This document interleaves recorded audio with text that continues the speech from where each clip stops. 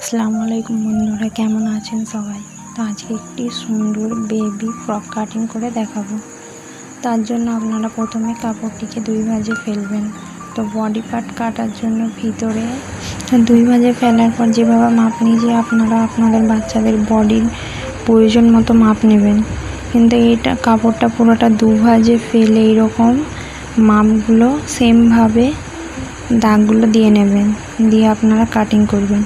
কিন্তু হ্যাঁ, কোমর থেকে যে বডিটা আছে ওই বডিটা আপনারা কি করবেন, কাটা হয়ে গেলে এটা যেমন একসঙ্গে আমি কেটে নিচ্ছি, ভিতরে আর একবার বডির কাপড় ছিল, তো আপনারা চাইলে ওটা আলাদা বডিটা কেটে নিতে পারেন। দেখেন আমি উল্টালাম যখন, তখন পিছনের পার্টটা ছিল তোর সঙ্গে, তো আপনারা চাইলে একসঙ্গে কাপড়টা ভাঁজের সঙ্গে নিতে পারেন বা আলাদাও আবার কেটে নিতে পারেন।